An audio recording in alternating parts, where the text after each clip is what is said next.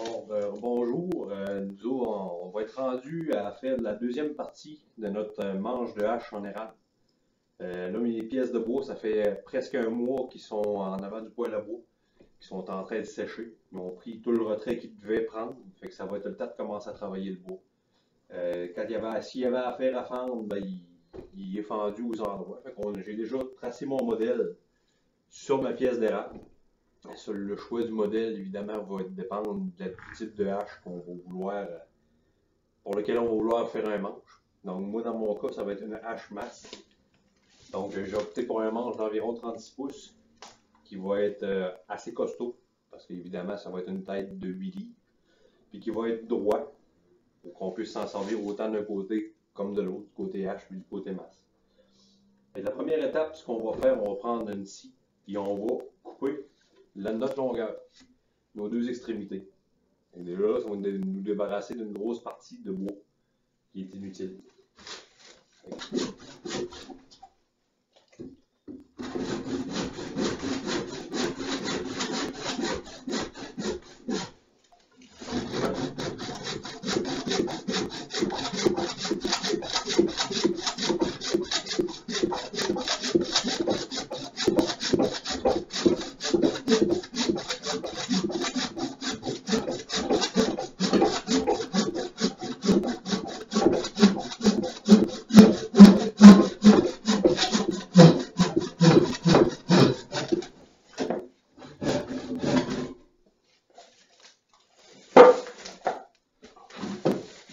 C'est ce qui nous donne à peu près la longueur qu'on va avoir besoin. Pour continuer, maintenant, ce qu'on va vouloir faire, c'est enlever la plus grosse partie du bois dont on n'aura pas besoin, finalement. Dégrossir le manche. Puis, en le faisant, on va essayer de garder deux surfaces parallèles droites. C'est ce qui va nous donner l'opportunité de tracer sur l'autre axe, finalement, sur le sens de l'épaisseur du manche. Si on essaie de l'arrondir tout de suite, ça va être plus dur de produire un manche qui va être droit. Et de le dégrossir sur le sens de largeur aussi. Fait qu'il faut le faire, il y a plusieurs façons de le faire. Mais moi, la façon que j'utilise le plus souvent, c'est une vieille technique finalement.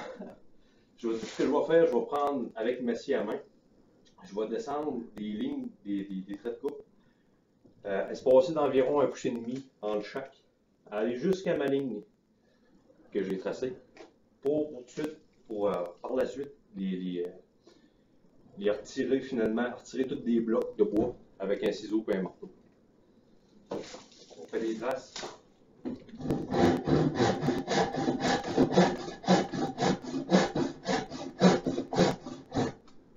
Et on peut garder un petit jeu à aller à la ligne. Je garde environ 1/8 de pouce.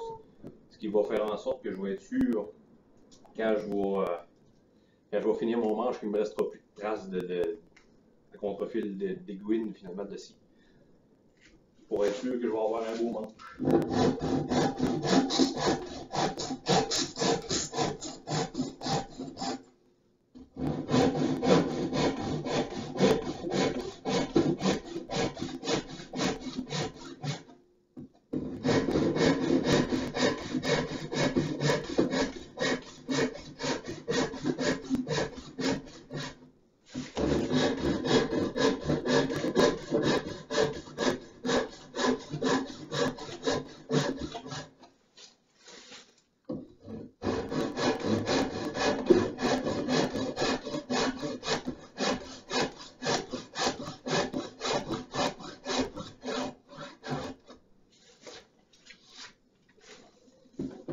Complété.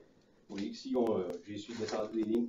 La distance n'est pas importante, en fait, entre c'est sûr que plus on va s'approcher d'un endroit où il va y avoir une courbure, plus ça va être idéal de rapprocher nos traits de scie. Puis si on est dans un endroit, dans une section du manche qui va être droite, on peut se permettre d'espacer un peu. Ça va juste rendre le travail plus efficace, plus rapide. Une fois que c'est fait, on a tout fait nos traits, qu'on a descendu notre lame aller jusqu'à 1,8 de notre ligne, et qu'on l'a fait en gardant le plus possible notre lame parallèle au sol, pour éviter d'avoir un trait de scie qui se finit comme ça, un autre comme ça, un autre comme ça. Garder nos lignes le plus égales possible. Ce qu'on va faire, c'est qu'on va se prendre un gros ciseau Un peu comme celui-là. Moi, j'aime bien un pouce et demi. Ça peut être plus large, ça peut être plus étroit. Il n'y a pas de problème avec ça. Ce qu'on va faire avec le bevel par en haut, premier coup, on va juste faire sauter le premier bloc. Ça va nous donner de l'information. Notre premier coup ici, on va voir si notre grain part en montant ou en descendant ou est à peu près parallèle. Dans mon cas ici, je suis assez chanceux pour que mon grain soit parallèle. Mais à chaque bloc qu'on va enlever, on va continuer de lire notre grain. Parce que si notre grain part en descendant comme ça, puis qu'on continue d'enlever les blocs sur ce sens-là, ben maintenant, ce que ça va faire, c'est qu'on va partir d'un bloc dans le coin, puis ça va fendre, puis ça va rentrer dans le manche. Si jamais on s'aperçoit que le grain part en descendant, tout simplement ce qu'on fait, on part de l'autre bout, puis on s'en revient. Pour toujours travailler que le grain en montant, si le grain n'est pas parallèle.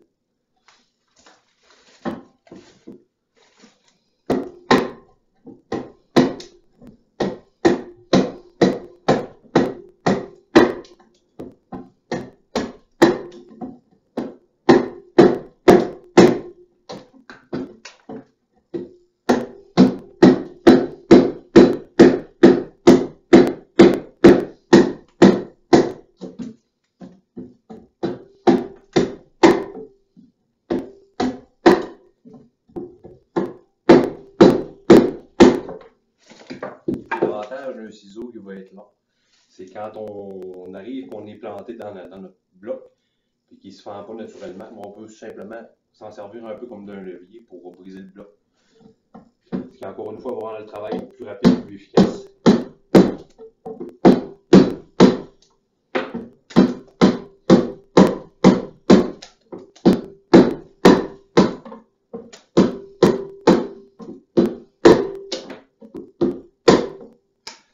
On va vouloir faire dans les premiers passages, c'est enlever le plus gros.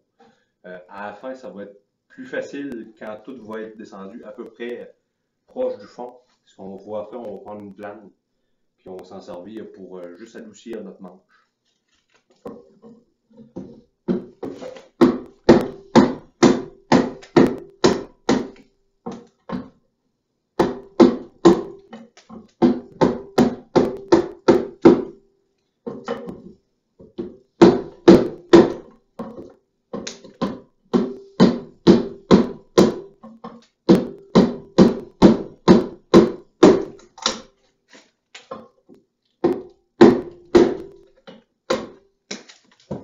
Si on arrive à un endroit qu'on n'est pas sûr dans le prochain morceau, s'il y a un nœud ou peu importe, puis qu'on veut pas briser plus que moins, ce qu'on va faire, on va juste partir un petit peu plus haut. On va enlever une couche, comme ça. Ce qui fait que quand on va revenir, on va repasser, on va pouvoir enlever une petite couche finement, couper au lieu de fendre le morceau. Ce qui fait qu'on va être moins à risque de briser notre pièce.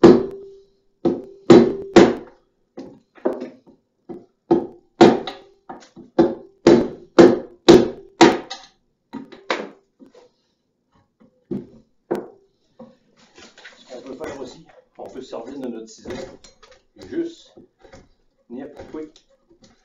On va appeler paver notre surface. En s'en allant de même par coupable, on est moins porté à passer droit en enlevant tranquillement. On peut revenir enlever une grosse pièce. Encore une grosse pièce.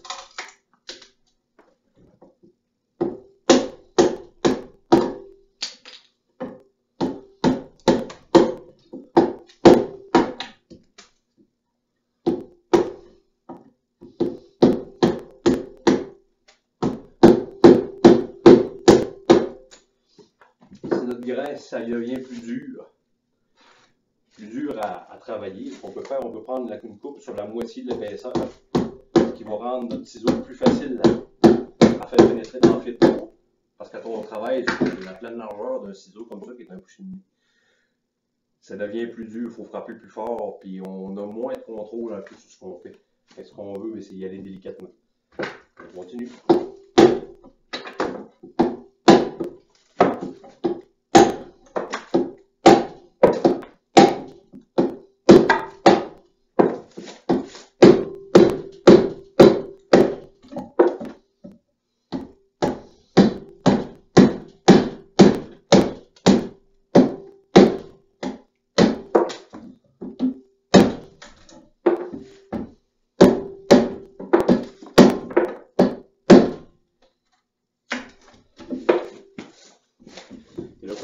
ici, si je veux me garder un pommeau, faut pas que je continue, parce que moi, si on voit, vous voyez probablement pas ma ligne elle passe ici comme ça, puis elle remonte.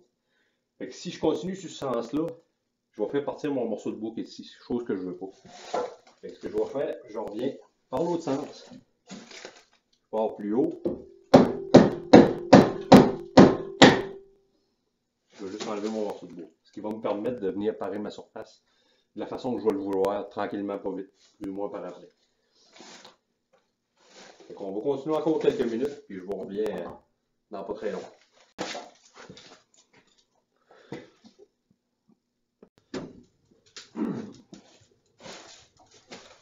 Une fois qu'on a fini de dresser la surface avec notre ciseau à bois, ce qu'on va faire, on va simplement utiliser une plane comme celle-là. Puis on va venir aller chercher le restant qui nous manque, notre 8e de pouce, aller jusqu'à notre ligne, pour faire une surface qui va être prête à être profilée sur le sens de la largeur. Et c'est pas compliqué, dans le fond, on tient nos deux poignées, on va essayer de garder le bevel par en haut, pour pas que notre, comment dire, pour garder notre surface le plus droite possible. On y va doucement en prenant des petites coupes. C'est le genre d'outil que plus la coupe va être fine, mieux il va travailler.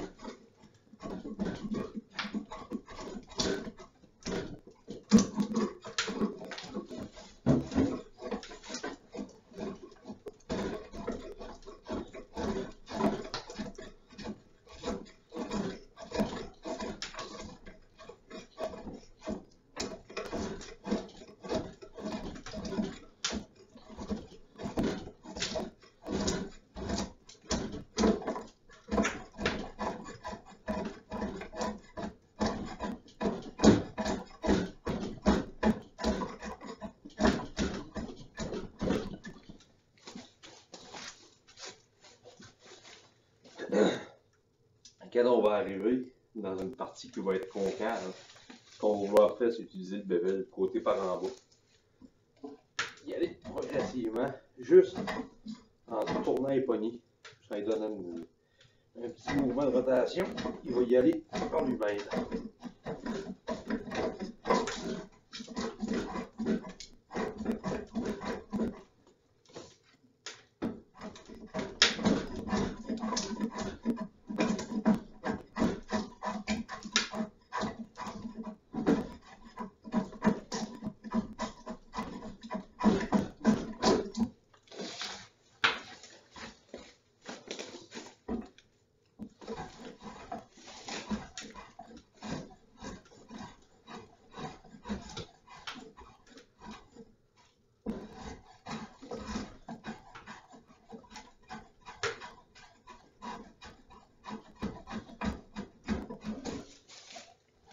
Même quand on est côté bevel par en haut, juste pour changer la profondeur de coupe qu'on va prendre, on a juste à incliner une petite affaire les poignées. En changeant l'angle, ben, on s'aperçoit que si on est trop comme ça, on ne coupe pas. En y redonnant juste un petit peu, c'est juste assez. On va être capable de prendre une coupe raisonnable, sans pour autant venir maganer notre grain.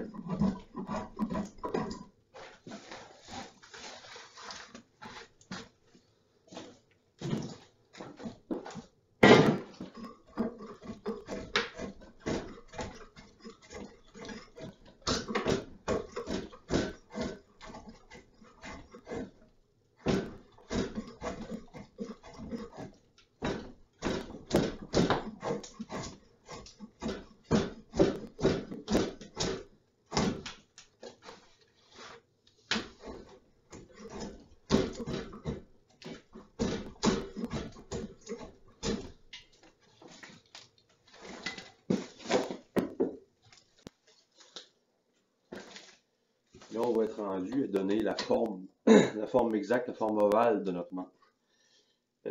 Pour se donner une bonne chance que ça aille bien, ce qu'on peut faire, on va se donner des lignes de référence. Les lignes de référence, moi je vais les diviser de la façon suivante. Je dirais, je me fais une ligne au centre, côté avant, côté arrière du manche. Puis, je vais me faire d'autres lignes sur le côté ici. Sur cette face, je vais la diviser en 3. Puis je vais arrondir à aller au tiers. Ici, aller jusqu'au tiers aussi. Puis jusqu'à la toute fin, je vais me laisser une surface plate. Que je vais venir rejoindre à la fin avec une bastringue. Puis en sablant. Ce qui va faire que je vais garder ma référence pour garder mon côté de manche droit. Puis ici, pareil, je vais garder ma ligne de référence jusqu'à la fin. Jusqu'au moment du sablage. Ici, elle va être moins critique parce qu'elle va être. Notre manche va être plus ovale. On n'a pas vraiment besoin de se garder une distance entre les deux lignes. Ça devient seulement que des lignes de référence. Pour ce faire, ce que je fais, je vais prendre mon galon à mesurer. On voit que j'ai 1,5 pouce. Donc, je vais me tracer à 3/4 de pouce. Et puis, je vais me faire des lignes.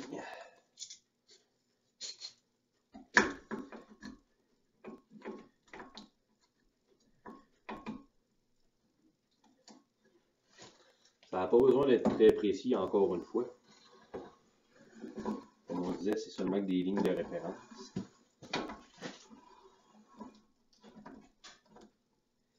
Seulement garder là pour ne pas changer le profil de notre manche en travaillant les chanfreins de la lame, de la lame du manche. Ici, j'ai 1 pouce et 3/4 qui ne se divise pas très bien en 3. Donc, j'aurais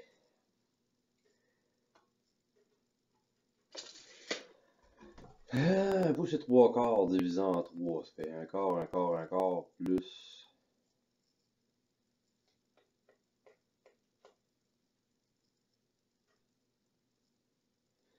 On peut arrondir 1 pouce et 3/4. Ça va donner, on va dire 5/8 à partir du haut, 5/8 à partir du bas. Il nous donne pas tellement divisé en 3, mais ça devrait être quand même suffisant.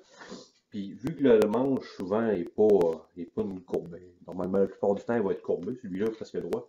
Ce que je fais de l'autre côté, je vais juste utiliser comme ça mon doigt, comme gauge.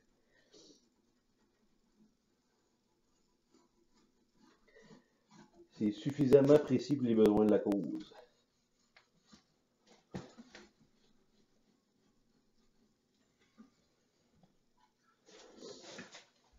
C'est ce qui va me permettre de pouvoir commencer à travailler avec ma plane.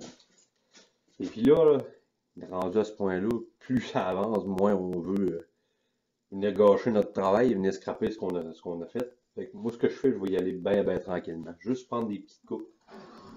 Et plus l'outil qu'on utilise va couper, plus l'affûtage est bon. Je peux penser qu'un jour, on va peut-être vous faire une série de vidéos sur l'affûtage de ces outils-là. Plus l'affûtage va être bon, plus ça va être facile de garder le contour. Y aller doucement. Et puis si on se rend compte qu'on va contre le grain, et notre outil cherche à vouloir déchirer plutôt que couper, ce qu'on va faire, on va tout simplement soit se retourner ou retourner notre pièce de bois.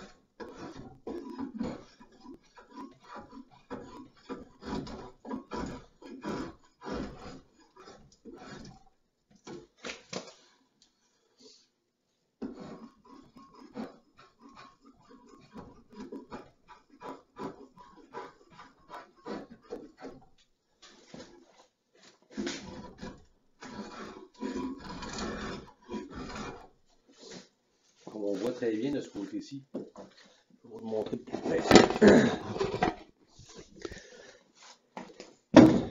Vous voyez, là, je coupe à contresens, contre le grain.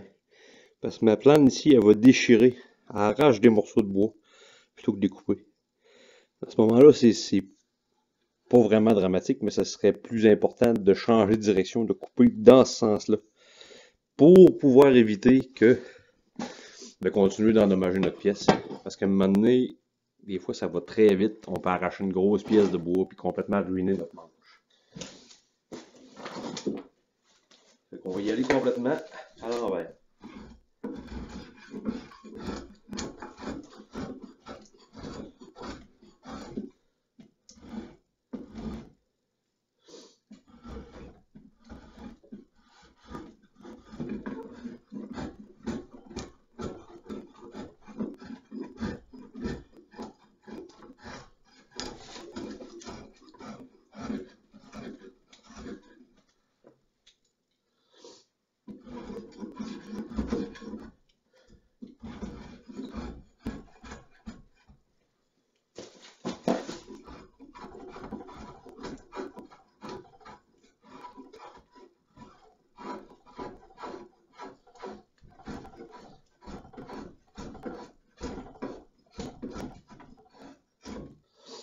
Il peut y avoir des changements de direction très rapides autour des autres, mais ce qu'il va y avoir un nœud.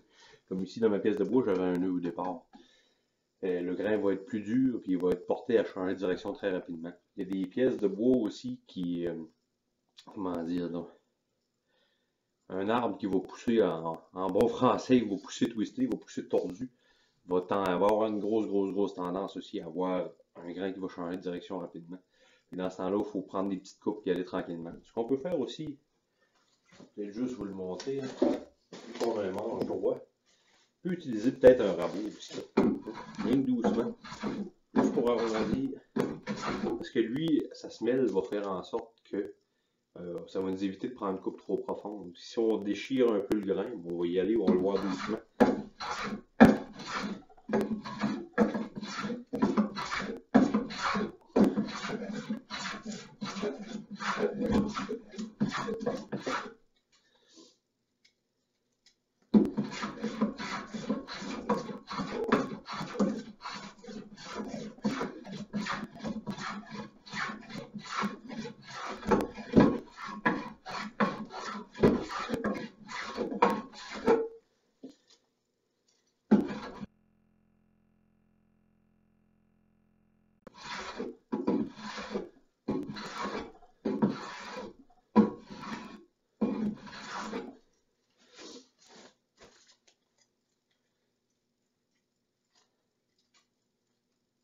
Je continue un moment, puis je vous reviens quand c'est le temps de changer d'outil.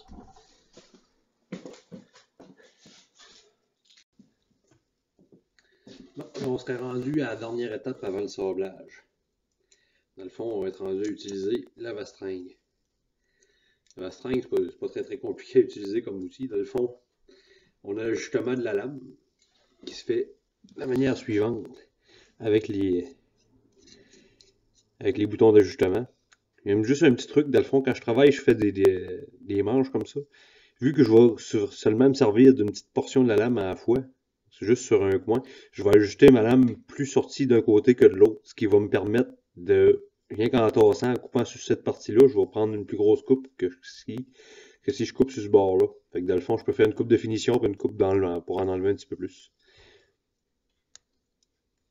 On barre ça, puis on est prêt.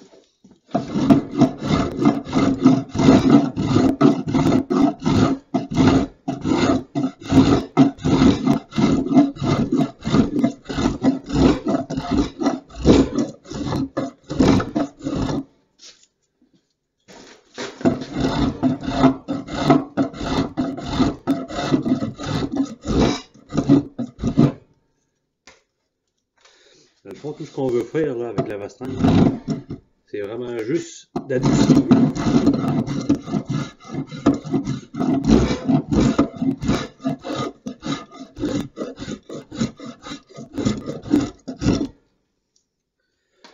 On va adoucir, puis on va aller chercher un profil de manche qui va être plus rond, plus doux. C'est dans le fond, c'est vraiment la dernière étape avant le sablage.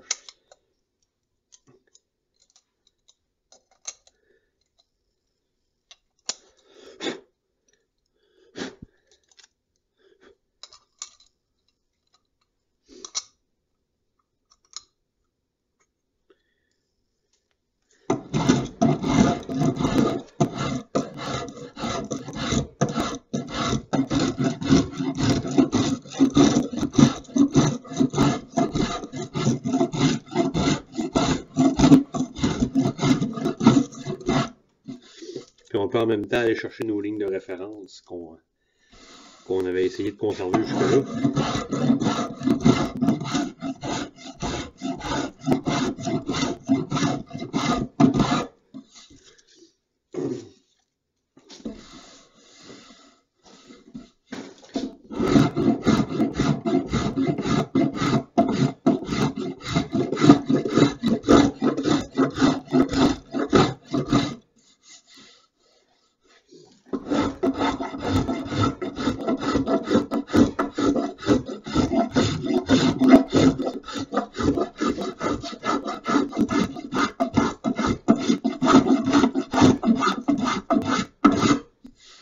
Un peu comme éplucher des patates. On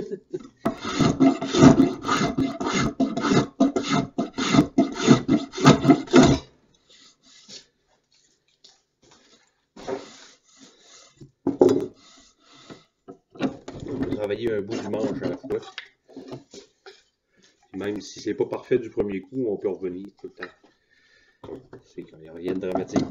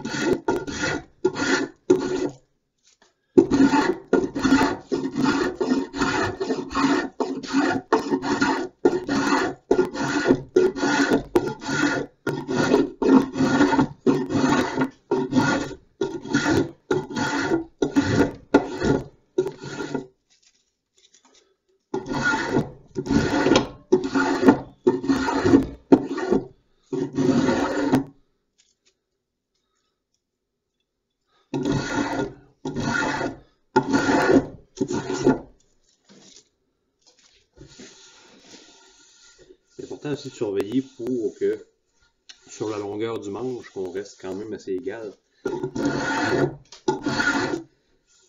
Vu qu'on essaye d'avoir un manche droit, ben, faut essayer de maintenir notre droit possible.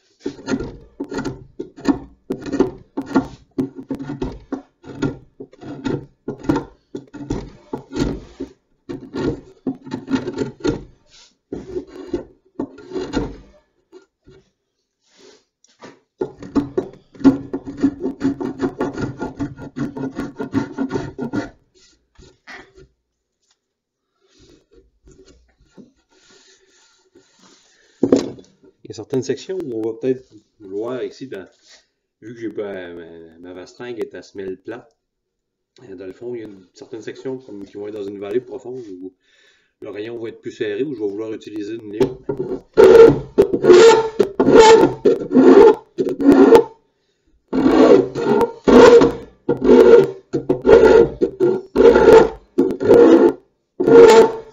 Tout le manche aurait pu être fait avec une râpe aussi si on avait vraiment voulu. C'est juste une technique de base que je vous montrais avec les outils que j'ai. Il n'y a jamais rien qui empêche qu'on utilise les outils qu'il voudra. Elle aurait pu être découpée avec une scie à ruban, faite avec une sableuse, une toupie pour dégrossir.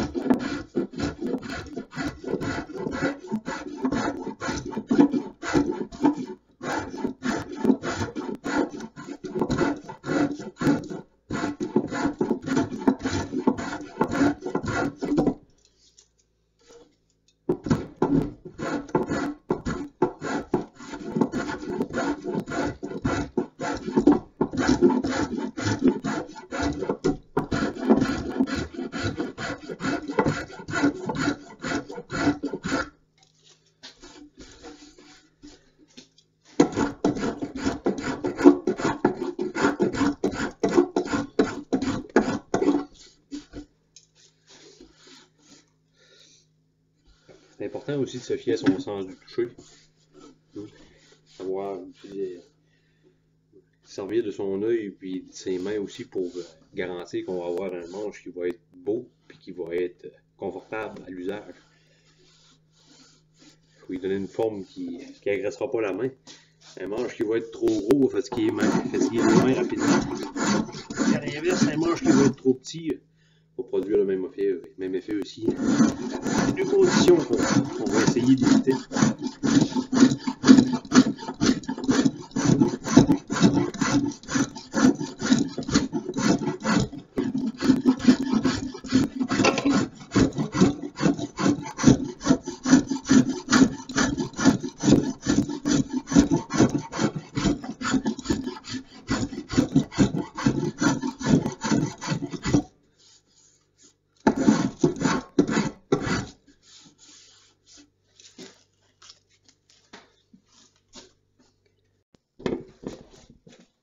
Alors, je pense qu'on va y aller pour une troisième partie pour notre vidéo de manche de hache.